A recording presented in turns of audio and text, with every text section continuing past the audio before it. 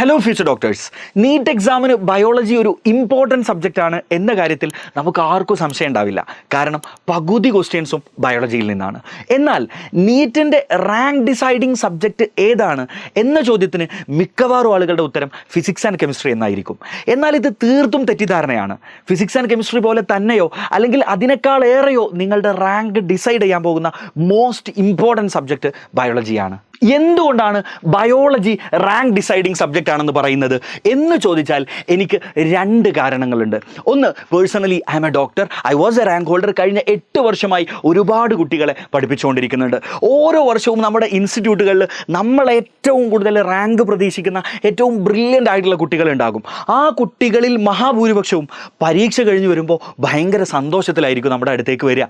അങ്ങനെ നമ്മളും അവരും കൂടെ ഇരുന്നിട്ട് പേപ്പർ അനാലിസിസ് നടത്തുന്ന സമയത്ത് മാത്രമായിരിക്കും നമുക്ക് മനസ്സിലാവുക അവർ ബയോളജിയിൽ ഒരുപാട് നെഗറ്റീവ്സ് വരുത്തിയിട്ടുണ്ടെന്ന്. അവർ ഫിസിക്സിലും കെമിസ്ട്രിയിലൊക്കെ ഭയങ്കര ടോപ്പേഴ്സ് ആയിരിക്കും, അവർ മിക്കവാറും ആൻസേഴ്സ് ശരിയാക്കിയിട്ടുണ്ടാവും. ബട്ട് ബയോളജിയിലേക്ക് വരുമ്പോൾ 15, 16, 17 നെഗറ്റീവുകൾ അവർ വരുത്തിയത് നമുക്ക് കാണാൻ പറ്റും. എന്തുകൊണ്ടാണ് ഇത് സംഭവിക്കുന്നത്?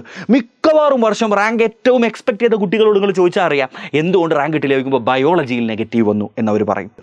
രണ്ടാമത്തെ റീസൺ നോക്കൂ, അടുത്ത വർഷം ഫിസിക്സ് ആൻഡ് കെമിസ്ട്രി കുറച്ച് ടഫായെന്ന് തന്നെ ഇരിക്കട്ടെ.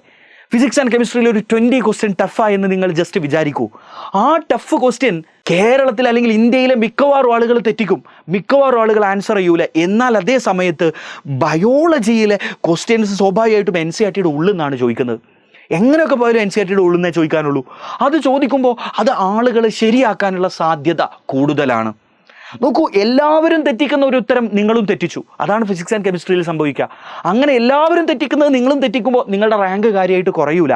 എന്നാൽ എല്ലാവരും ശരിയാക്കുന്ന ഉത്തരങ്ങൾ നിങ്ങളുടെ അടുത്തുനിന്ന് തെറ്റിപ്പോയാൽ, 5 ലക്ഷം ആൾ ശരിയാക്കി എഴുതിയ ഉത്തരം നിങ്ങൾ ഒരാളിൽ നിന്ന് തെറ്റിപ്പോയാൽ നിങ്ങളുടെ റാങ്ക് അത്ര ബാക്കിലോട്ട് പോകാനുള്ള സാധ്യത വളരെ കൂടുതലാണ്. And this happens in biology. So that's why ബയോളജിയിൽ 350ൻ്റെ മുകളിൽ നോക്കൂ, നിങ്ങൾ MBBS സ്വപ്നം കാണുന്ന ആളാണെങ്കിൽ നിങ്ങൾ എയിം ചെയ്യേണ്ട മിനിമം മാർക്കാണ് ബയോളജി. ഒരു 345 അല്ലെങ്കിൽ 350+ നിങ്ങൾക്ക് എത്താൻ പറ്റുന്നുണ്ടെങ്കിൽ മാത്രം നിങ്ങൾ MBBS, നിങ്ങൾ അടുത്ത വർഷം ഒരു മെഡിസിൻ സീറ്റ് സ്വപ്നം കണ്ടാൽ മതി. ഈ ഒരു പോയിന്റിലേക്ക് ബയോളജിയിൽ എത്തണം. ഫിസിക്സ് ആൻഡ് കെമിസ്ട്രി കുറച്ചൊന്നും നിങ്ങളുടെ കയ്യിൽ നിന്ന് ഇത്തിരി പഴച്ചാലും കുഴപ്പമില്ല. ബയോളജി ഈ ഒരു ലെവലിലേക്ക് നിങ്ങൾക്ക് എത്താൻ പറ്റിയിട്ടില്ല എങ്കിൽ നിങ്ങളുടെ റിപ്പീറ്റ് കയ്യിൽ നിന്ന് പോകും. സോ ഗൈസ്, ഏതൊരു റിപ്പീറ്ററിൻ്റെയും പ്രൈമറി എയിം ആയിരിക്കണം ബയോളജിയിൽ ഈ ഒരു മാർക്കിലേക്ക് എത്തിപ്പെടുക എന്നുള്ളത്. ആൻഡ് ഇന്നത്തെ വീഡിയോയിൽ നമ്മൾ അത് തന്നെയാണ് ഡിസ്കസ് ചെയ്യാൻ പോകുന്നത്. How to get 316 biology. എങ്ങനെ നിങ്ങൾക്ക് ബയോളജിയിൽ മുഴുവൻ മാർക്ക് വാങ്ങാം. മക്കളെ, എന്നോട് സ്ഥിരമായിട്ട് കുട്ടികൾ പറയുന്ന പരാതിയാണ്, സാറേ ഞങ്ങൾക്ക് ബയോളജിയിൽ നെഗറ്റീവ് വരികയാണ്, ഞങ്ങൾ എങ്ങനെയൊക്കെ പഠിച്ചിട്ടും നെഗറ്റീവ് വരികയാണ്. ഞാൻ 24/7 പഠിക്കുന്നുണ്ട്, എന്നെക്കൊണ്ട് ചെയ്യാൻ പറ്റുന്ന എല്ലാം ചെയ്യുന്നുണ്ട്, എൻ്റെ ഫ്രണ്ട്സിനേക്കാളൊക്കെ അധികം പഠിക്കുന്നുണ്ട്, പക്ഷെ പരീക്ഷ കഴിയുമ്പോൾ എനിക്ക് നെഗറ്റീവ്സ് കൂടുതലാണ്. എന്തുകൊണ്ടാണ് ഇത് സംഭവിക്കുന്നത്? നിങ്ങൾ മനസ്സിലാക്കേണ്ടത്, നിങ്ങളുടെ പഠനത്തിൽ ചില പ്രശ്നങ്ങൾ ഉണ്ടായിരിക്കാം, നിങ്ങളുടെ പഠനത്തിൻ്റെ രീതിയിൽ ചില അപാകതകൾ ഉണ്ടായിരിക്കാം. ആ അപാകതകൾ നിങ്ങൾ പരിഹരിച്ചാൽ നിങ്ങൾക്ക് മുഴുവൻ മാർക്ക് എളുപ്പത്തിൽ, അല്ലെങ്കിൽ പഠിച്ച കാര്യങ്ങളെല്ലാം പൂർണ്ണമായി എളുപ്പത്തിൽ ഓർത്തിരിക്കാൻ പറ്റും. അത്തരത്തിൽ നിങ്ങൾ പഠിക്കുന്ന ഇൻഫർമേഷൻ ഏറ്റവും രസകരമായി പഠിക്കാനും ആ പഠിക്കുന്ന കാര്യങ്ങൾ എളുപ്പത്തിൽ ഓർത്തിരിക്കാനും സഹായിക്കുന്ന ചില ടെക്നിക്സാണ് ഈ വീഡിയോയിൽ ഞാൻ പറഞ്ഞുതരാൻ പോകുന്നത്. അത് നിങ്ങൾക്ക് ബയോളജിയിൽ മാത്രമല്ല, നിങ്ങൾക്ക് ഇനോർഗാനിക് കെമിസ്ട്രിയിലും ഓർഗാനിക് കെമിസ്ട്രിയിലടക്കം ഇതുപോലെ ഉപകാരപ്പെടുന്ന ഇൻഫർമേഷൻസ് ആയിരിക്കും.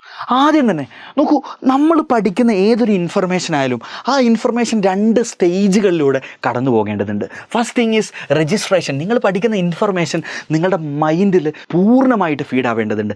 അങ്ങനെ പ്രോപ്പറായി ഫീഡായാൽ മാത്രമേ ആ ഇൻഫർമേഷനെ നിങ്ങൾക്ക് റിട്ടൈൻ ചെയ്യാൻ പറ്റുകയുള്ളൂ. ആ ഇൻഫർമേഷൻ അവിടെ നിലനിൽക്കണം, റിട്ടൻഷൻ വേണം.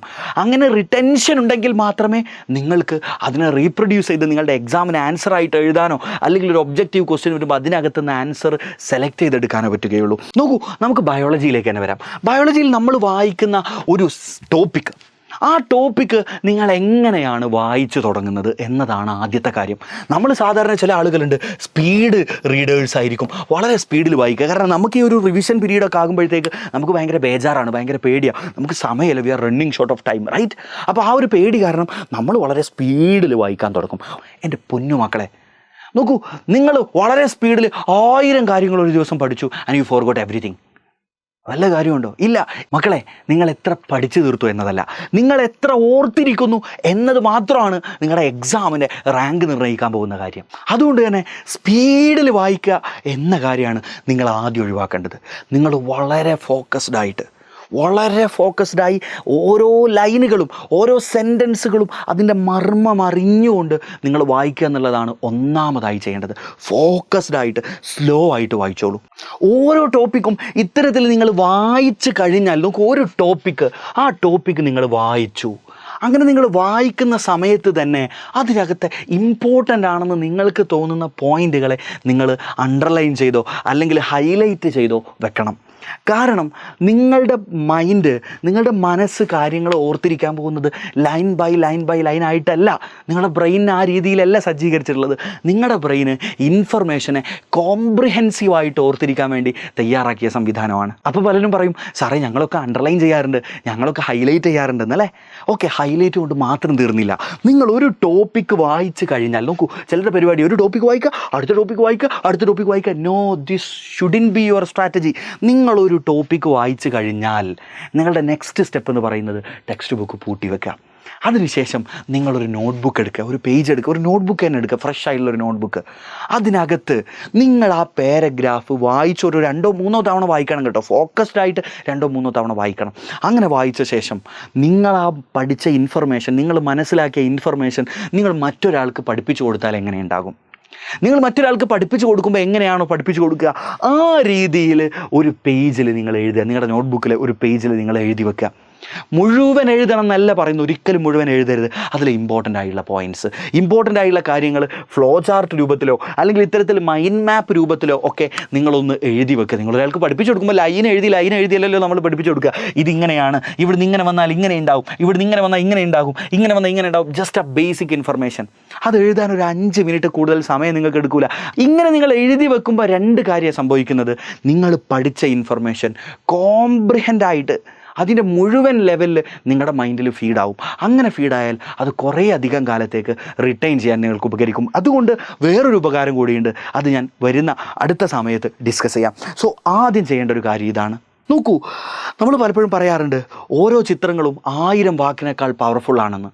നോക്കൂ, ചിത്രങ്ങളുടെ രൂപത്തിൽ നിങ്ങൾ പഠിക്കുക, ഡയഗ്രങ്ങളുടെ രൂപത്തിൽ പഠിക്കുക, ഫ്ലോ ചാർട്ടുകൾ രൂപത്തിൽ പഠിക്കുക, അല്ലെങ്കിൽ എഴുതി വെക്കുക. അതിനെ നിങ്ങൾ വീണ്ടും വായിച്ച് മനസ്സിലാക്കുക എന്ന് പറയുന്നത് ഇൻഫർമേഷൻസ് നിങ്ങളുടെ മനസ്സിൽ കുറേ അധികം സമയത്തേക്ക് ഫീഡ് ചെയ്യാനും എളുപ്പത്തിൽ നിങ്ങൾക്ക് ഫീഡ് ചെയ്യാനും സഹായിക്കുന്ന ഘടകമാണ്. ഞാനൊരു ഉദാഹരണം വെച്ച് പറയാം. നോക്കൂ, ഞാനിവിടെ 13 വേർഡ്സ് എഴുതി വെച്ചിട്ടുണ്ട്. നോക്കൂ, നിങ്ങൾ ജസ്റ്റ് ഒന്ന് വായിച്ചു നോക്കൂ. Bucket, specs, white, green, slippers, win, duck, yellow, wine, water, old, beard, toy. Okay, നിങ്ങൾ ഇനി ഒന്ന് കണ്ണടച്ചേ. എത്ര പേർക്ക് ഇത് ഓർത്തിരിക്കാൻ പറ്റുന്നുണ്ട്? ഈ മുഴുവൻ വേർഡുകളും എത്ര പേർക്ക് ഓർത്തിരിക്കാൻ പറ്റുന്നുണ്ടോ? Let see. ഇല്ല അല്ലേ? എന്തുകൊണ്ടാണ് പറ്റാത്തത്? നോക്കൂ, ഞാനൊരു കാര്യം ചെയ്യാം. Look at this picture. You can see an old man with beard, with specs അല്ലേ? അദ്ദേഹം ധരിച്ചിരിക്കുന്ന എന്താ? ഒരു വൈറ്റ് ടീഷർട്ടും ഒരു ഗ്രീൻ ട്രൗസറുമാണ്. അദ്ദേഹത്തിൻ്റെ അടുത്ത് 2 ഡക്കുകളുണ്ട്, യെല്ലോ കളേർഡ് ടോയ് ഡക്കുകളുണ്ട്. And then he has a bucket of water. And then wind വരുന്നുണ്ട് ഫാനിൽ നിന്ന്. And he got a wine bottle, right? And now try man, and now try. ഇനി ഒന്ന് ട്രൈ ചെയ്ത് നോക്ക്. Old, very good. Beard, specs, white, green, very good. Now tell me. Yellow, very good. Duck, then toy, then bucket, then water, then wine, then wind is coming. Now you remember everything. Why this happens? This is the power of pictures. പിക്ചറിൻ്റെ പവറാണിത്. നിങ്ങൾ ഏതൊരു ഇൻഫർമേഷനെയും note down ചെയ്യുന്ന സമയത്ത് picture രൂപത്തിൽ note down ചെയ്യണം. ഇങ്ങനെ ആയിരിക്കണം നിങ്ങൾ ഈ നോട്ടിലേക്ക് എഴുതേണ്ടത്. നിങ്ങൾ നോട്ടിലേക്ക് ഈ ഒരു രൂപത്തിൽ വരക്കാൻ പറ്റുന്ന കാര്യങ്ങളൊക്കെ വരച്ച് പഠിക്കുക. വരക്കാൻ പറ്റുന്ന കാര്യങ്ങളൊക്കെ വരച്ച് പഠിക്കണം എന്നല്ല ഞാൻ ഉദ്ദേശിക്കുന്നത്. നോട്ട് ഡൗൺ ചെയ്യുമ്പോൾ ചിത്രം രൂപത്തിൽ നോട്ട് ഡൗൺ ചെയ്യാം. 3ാമത്തെ കാര്യം എന്ന് പറയുന്നത്, നമ്മൾ പഠിക്കുന്ന കാര്യങ്ങളെ പലതരത്തിലുള്ള നിമോണിക് ഡിവൈസുകൾ ഉപയോഗിച്ചുകൊണ്ട് പഠിക്കാനുള്ള. എന്താ ഈ നിമോണിക് ഡിവൈസ്? നോക്കൂ, നമ്മൾ പലപ്പോഴും പലതും പഠിക്കാൻ വേണ്ടി ചില കോഡുകൾ ഉപയോഗിക്കാറില്ല. ഈ കോഡ്സിനെയൊക്കെയാണ് നമ്മൾ നിമോണിക്സ് എന്ന് പറയുക. നമ്മൾ കോഡുകൾ ഉപയോഗിച്ചപ്പോൾ നിങ്ങളോട് ചോദിക്കുകയാണ്, സൂര്യപ്രകാശത്തിലെ ലൈറ്റുകളുടെ ഓർഡർ ചോദിച്ചാൽ നമ്മൾ ഈസി ആയിട്ട് പറയില്ലേ? വിബ്ജിയോർ അല്ലേ? Violet, IndiGo, blue, green. നമുക്ക് കൃത്യമായിട്ട് വൈ വി റിമെമ്പർ വിബ്ജിയോർ. ഞാൻ പലപ്പോഴും പീരിയോഡിക് ടേബിൾ നിങ്ങളെ പഠിപ്പിക്കാൻ വേണ്ടി ഇതേപോലത്തെ കോഡുകൾ ഉപയോഗിച്ചിട്ടാണ് 118 പീരിയോഡിക് ടേബിൾ പഠിപ്പിക്കാറ്. പലപ്പോഴും ആനിമൽ കിങ്ഡത്തിലെ പല നെയിമുകളും നമ്മൾ കോഡുകൾ ഉപയോഗിച്ചാൽ പഠിച്ചത്. അതായത് കോഡുകൾ നിങ്ങൾ പെട്ടെന്ന് മറന്നുപോകില്ല, നിങ്ങളുടെ മനസ്സിൽ കുറേ സമയത്തേക്ക് ഫീഡ് ചെയ്യാൻ പറ്റും. മറ്റൊരു കാര്യമാണ്, നിങ്ങൾ പഠിക്കുന്ന കാര്യങ്ങളെ നിങ്ങളുടെ റിയൽ ലൈഫിൽ എന്തെങ്കിലും കാര്യങ്ങളുമായിട്ട് റിലേറ്റ് ചെയ്ത് പഠിക്കുക എന്നുള്ളത്. Whenever I teach about body fluids and circulation, അത് ഞാൻ പഠിപ്പിക്കുമ്പോൾ ഹാർട്ട് വാൾവുകളെ കുറിച്ച് ഞാൻ സ്ഥിരമായിട്ട് പഠിപ്പിക്കുന്ന ഒരു കാര്യമുണ്ട്. നമുക്ക് ഹാർട്ടിൽ സൗണ്ട് ഉണ്ടാവാറുണ്ട്, 2 സൗണ്ടാണുള്ളത്, ലബ് ഡബ് അല്ലേ. ഇതിൽ ഏത് സൗണ്ടാണ് ആദ്യം, ഏതാണ് രണ്ടാമത്തത്? ഞാൻ എപ്പോഴും അതിന് ഓർത്തിരിക്കുന്നത് ഇങ്ങനെയാണ്, ലവ് അറ്റ് ഫസ്റ്റ് സൈറ്റ്. എൻ്റെ ഓർമ്മ ഇങ്ങനെയാണ്, ലവ് അറ്റ് ഫസ്റ്റ് സൈറ്റ് അല്ലേ, നമ്മുടെ ഒരു കാഴ്ചപ്പാടാണത്, ലവ് അറ്റ് ഫസ്റ്റ് സൈറ്റ് എന്ന് പറയാറുണ്ട്. അപ്പോൾ ആദ്യത്തെ സൗണ്ട് ഫസ്റ്റ് സൗണ്ട് ലബ്, അപ്പോൾ സെക്കൻഡ് സൗണ്ട് ഉണ്ടാവും dub. And our next thing is, valve open ആകുമ്പോഴാണോ ക്ലോസ് ആകുമ്പോഴാണോ സൗണ്ട് ഉണ്ടാവുക? അതിന് ഞാൻ എപ്പോഴും ആലോചിക്കുക, വാതിൽ നമ്മൾ ടെക് എന്ന് ക്ലോസ് ചെയ്യുമ്പോഴല്ലേ സൗണ്ട് ഉണ്ടാവല്, ഓപ്പൺ ചെയ്യുമ്പോഴല്ലോ. ജനൽ ഓപ്പൺ ചെയ്യുമ്പോഴല്ലോ, ജനൽ അടക്കുമ്പോഴല്ലേ സൗണ്ട് ഉണ്ടാവുക. അപ്പോൾ വാൾവ് ക്ലോസ് ആകുമ്പോഴാണ് സൗണ്ട് ഉണ്ടാവുക. ഈ രീതിയിൽ നമ്മൾ പഠിക്കുന്ന കാര്യങ്ങളെ റിയൽ ലൈഫിലെ കാര്യങ്ങളുമായിട്ട് റിലേറ്റ് ചെയ്തിട്ട് ഓർത്തു വെക്കാൻ നോക്കുക. അതുപോലെ തന്നെ നോക്കൂ, നമ്മൾ ഇവൻ എഴുതുമ്പോൾ പോലും, നമ്മൾ ചില കാര്യങ്ങൾ നോട്ട് ഡൗൺ ചെയ്യുമ്പോൾ പോലും നമ്മൾ ചെയ്യേണ്ടത്, നോക്കൂ, ഇന്ത്യയിലെ ഏറ്റവും ടോളസ്റ്റ് ഡാം ഏതാണെന്ന് ചോദിച്ചാൽ ഞാൻ എപ്പോഴും ഓർത്തിരിക്കുക, ഞാൻ പല കാര്യങ്ങളും ഇത്തരത്തിൽ ജനറൽ നോളജ് കാര്യങ്ങളൊക്കെ ഞാൻ ഓർത്തിരിക്കാൻ ഞാൻ ഉപയോഗിക്കുന്ന ഒരു ടെക്നിക്കാണ് കേട്ടോ ഇത്. അതായത് ഏറ്റവും ടോളസ്റ്റ് ഡാം ഏതാണ് അറിയോ? തെഹരി എന്ന് പറയുന്ന ഡാമാണ്. അപ്പോൾ ഞാൻ ഈ ടി വലുതാക്കി എഴുതിയിട്ട് തെഹരി, ഇത് ഞാൻ മറക്കൂല, നിങ്ങളും ഒരു കാലത്തും ഇനി മറക്കാൻ പോകുന്നില്ല. തെഹരി, ടി വലിയ ടോളസ്റ്റ് ഡാം. ഇന്ത്യയിലെ ഏറ്റവും വീതി കൂടിയ ഡാം, അതായത് ഏറ്റവും ലോങ്ങസ്റ്റ് ഡാം ഏതാണെന്ന് അറിയും? വീതി കൂടിയത് മീൻസ് ലോങ്ങസ്റ്റ് ആയിട്ടുള്ള ഡാം നോക്കൂ, ഹിരാക്കുഡ് എന്ന് പറയുന്ന ഡാമാണ്. എച്ചിനെ വീതി കൂട്ടി എഴുതി, ഇത്ര പോരെ വീതി, ഇത്ര വീതിയിൽ എച്ച് എഴുതുക, Hirakud. Then you won't forget it. അതായത് നിങ്ങൾ ഈ നോട്ട് ഡൗൺ ചെയ്യുന്ന സമയത്ത് ഈ ഐഡിയകളെല്ലാം ഉപയോഗിച്ച് നോട്ട് ഡൗൺ ചെയ്യുക. പഠനം കുറച്ചുകൂടെ രസകരമായിരിക്കും ഇങ്ങനെ പഠിക്കുമ്പോൾ. ഒന്ന്, നിങ്ങൾക്ക് വേഗം കാര്യങ്ങൾ ഓർത്തിരിക്കാൻ പറ്റും. മക്കളെ, നമ്മൾ ഇത്രയും സമയം പറഞ്ഞുകൊണ്ടിരുന്നത് എങ്ങനെ ബയോളജി ഓരോ ചാപ്റ്ററും പഠിച്ചെടുക്കണം എന്നുള്ള കാര്യമാണ്. ഇപ്പോൾ നിങ്ങൾ ഓരോ ചാപ്റ്ററും പഠിച്ചു കഴിഞ്ഞിട്ടുണ്ട്. അത് കഴിയുമ്പോൾ നിങ്ങളുടെ അടുത്ത് നിങ്ങളുടേതായിട്ടുള്ള ഒരു നോട്ടും കൂടിയുണ്ട്. ഇനി നിങ്ങൾ ചെയ്യേണ്ടത് ഓരോ ചാപ്റ്ററിലെയും PYQs, മുഴുവൻ PYQ ഒന്നും വേണ്ട, ഒരു 2017 ശേഷമുള്ള PYQs കൂടി ഒന്ന് പെട്ടെന്ന് ചെയ്തു നോക്കുക. ആ PYQs ചെയ്തു നോക്കുമ്പോൾ നമ്മൾ പഠിച്ചതിൽ എവിടെയെങ്കിലുമൊക്കെ വോയിഡുകൾ ഉണ്ടെങ്കിൽ, കോൺസെപ്റ്റ് കണക്റ്റഡ് അല്ലെങ്കിൽ ആ കണക്ഷൻസ് ബിൽഡപ്പ് ചെയ്യാൻ നിങ്ങളെ സഹായിക്കുന്നൊരു കാര്യമാണ് ഈ ഒരു PYQ പ്രോബ്ലം സോൾവിങ് എന്ന് പറയുന്നത്. അതുകൂടെ ചെയ്തു കഴിഞ്ഞാൽ ഒരു ചാപ്റ്റർ ഏകദേശം സെറ്റായിട്ടുണ്ട്. ഇനി നമ്മൾ നോക്കൂ, ഇപ്പോൾ രജിസ്ട്രേഷൻ പൂർണ്ണമായി. ഇനി നമ്മൾ നോക്കേണ്ടത് രജിസ്റ്റർ ചെയ്ത ഈ ഇൻഫർമേഷനെ എങ്ങനെ നിങ്ങൾക്ക് റിട്ടൈൻ ചെയ്യാൻ പറ്റും എന്നുള്ളതാണ്. റിട്ടൻഷൻ ഒരൊറ്റ കാര്യമേ ഉള്ളൂ, റിവിഷനേക്കാൾ ഇമ്പോർട്ടൻ്റ് ആയ ഒരു കാര്യമുണ്ട്, ദാറ്റ് ഈസ് കോൾഡ് റീകോൾ. എന്താണ് റീകോൾ ആൻഡ് എന്താണ് റിവിഷൻ? നോക്കൂ, റിവിഷൻ എന്ന് പറഞ്ഞാൽ നമ്മൾ വീണ്ടും വീണ്ടും വായിക്കണം അല്ലെങ്കിൽ വീണ്ടും വീണ്ടും പഠിക്കാൻ ശ്രമിക്കുന്നത് തന്നെയാണ് റിവിഷൻ. ബട്ട് റീകോൾ മീൻസ് നിങ്ങൾ ഇന്നൊരു കാര്യം രാവിലെ പഠിച്ചു കഴിഞ്ഞു, നിങ്ങൾ ഉച്ചയ്ക്ക് ലഞ്ച് കഴിക്കാൻ വേണ്ടി ഇരിക്കുന്ന സമയത്ത്, നിങ്ങൾ കുളിക്കാൻ പോകുന്ന സമയത്ത്, നിങ്ങൾ എന്തെങ്കിലുമൊക്കെ ചെയ്യുന്ന സമയത്ത് യു ജസ്റ്റ് റീകോൾ, ഞാൻ എന്താ മോർണിംഗ് പഠിച്ചത്. നിങ്ങൾ അതിൻ്റെ മുഴുവൻ ലൈൻ ബൈ ലൈൻ ഒന്നും ഓർക്കണ്ട, എന്തൊക്കെ ഹെഡിങ്ങുകൾ അതിനകത്ത് ഉണ്ടായിരുന്നു, എന്തൊക്കെ കാര്യങ്ങൾ അതിനകത്ത് വന്നിട്ടുണ്ട്, ഓരോ ഹെഡിങ്ങും ഇങ്ങനെ ഓർക്കുക. ആ ഓരോ ഹെഡിങ്ങിൻ്റെ ഇടയിൽ ഇമ്പോർട്ടൻറ്റ് കാര്യങ്ങൾ എന്തൊക്കെയാണ്. I remember all those. Then you can be happy.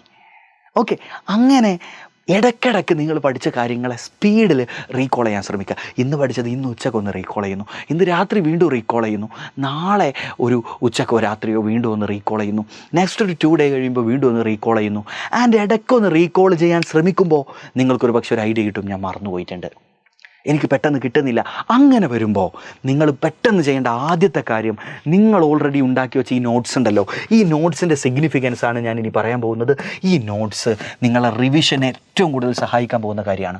ഈ ഒരു രീതിയിൽ നിങ്ങൾക്ക് റീകോൾ ചെയ്യാൻ പറ്റുന്നില്ല, ഓരോ ചാപ്റ്റർ നിങ്ങൾക്ക് റീകോൾ ചെയ്യാൻ പറ്റുന്നില്ല എന്ന് നിങ്ങൾക്ക് തോന്നുന്ന പോയിന്റുകളിലൊക്കെ പ്രോപ്പറായിട്ടുള്ള ഇടവേളകളിൽ നിങ്ങൾ ഈ റിവിഷൻ കൂടെ ചെയ്യുക. റിവിഷന് വേണ്ടി ഈ മെറ്റീരിയൽ കൂടുതലായിട്ട് നിങ്ങൾ ഉപയോഗപ്പെടുത്തുക, അതിനുശേഷം NCERT കൂടി വായിക്കുക.